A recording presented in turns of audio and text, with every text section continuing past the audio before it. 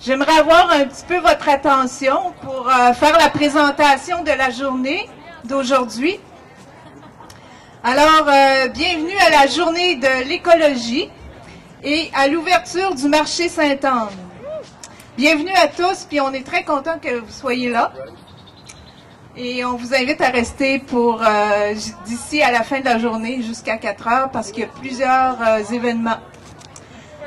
Avant de commencer, j'aimerais vous présenter notre invité d'honneur qui a bien voulu venir nous visiter. Alors, c'est Monsieur Frédéric Bach, qui est ici à côté, avec son épouse et son chien Mali.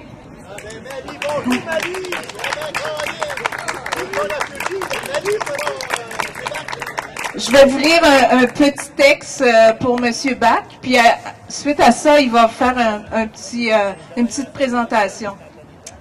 Monsieur Frédéric Bach, c'est l'auteur de films d'animation québécois, L'homme qui plantait des arbres et Crac, tiré de la nouvelle de Jean Giono, ça c'est L'homme qui plantait des arbres. Il a mis son talent à la défense des valeurs qui lui sont chères, la sauvegarde du patrimoine et de la mémoire collective, défense de l'environnement, un art rempli d'une immense sollicitude pour le monde qui nous entoure, un art humble mais parfaitement maîtrisé.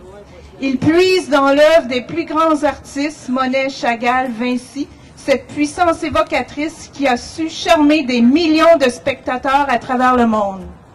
Alors, Monsieur Bach, si vous voulez monter pour nous dire un petit mot. And just quickly in English, we're very happy to have our special guest, Frédéric Bach. He is the filmmaker of The Man Who Planted Trees, very famous animator, Oscar Award winner, officer of the Order of Canada and the Order of Quebec. He is a member of the Morgan Arboretum Association. And it's kind of funny, I saw his film Mighty River about the history of the St. Lawrence River while I was on that boat right there, the Sea Shepherd. And it was presented to me by Paul Watson, who said, this is by a member of Sea Shepherd. So we're very happy to have Frédéric Bach, and he has many connections to St. Anne Bellevue.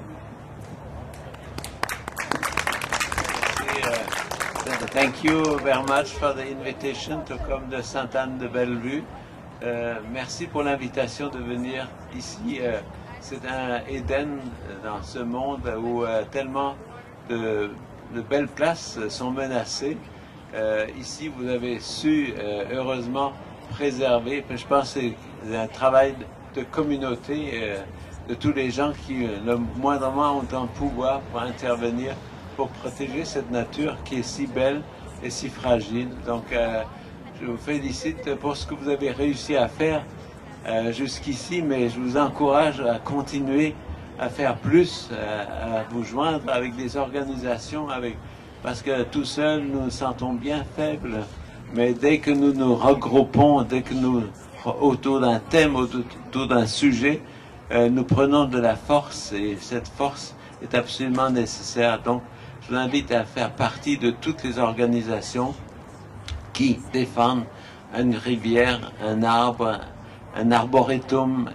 Tout ça, c'est extrêmement précieux. Tous les animaux qui, jusqu'ici, nous ont accompagnés pendant des millions d'années, sont en train de disparaître. Quand on construit des routes, on se moque des animaux qui ont besoin de se déplacer pour se nourrir, pour se reproduire, pour continuer de vivre.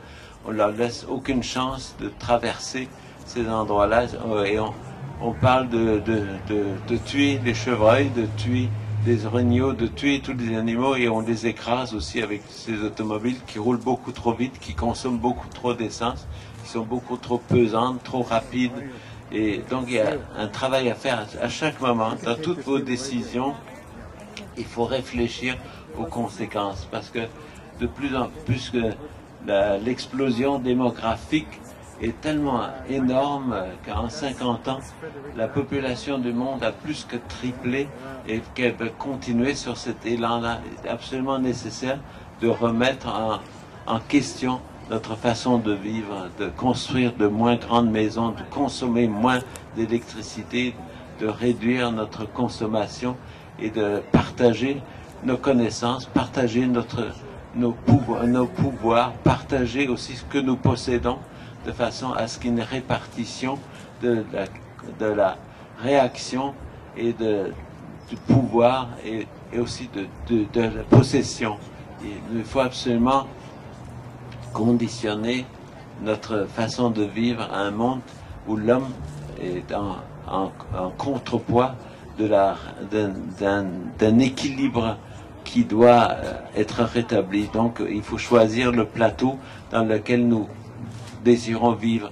Et le plateau de l'équilibre, il est malheureusement beaucoup trop en haut. Il faut entrer dans le plateau de l'équilibre de façon à ce que les consommateurs et ceux qui pensent au futur, à vos enfants, à vos petits-enfants, le plus bel héritage que vous pouvez laisser à vos enfants, c'est de participer à des activités qui protègent la nature et qui conservent cette beauté qui peut s'écrouler en quelques années ou en quelques mois à cause des changements climatiques qui ne laissent aucune chance à cette vie de continuer.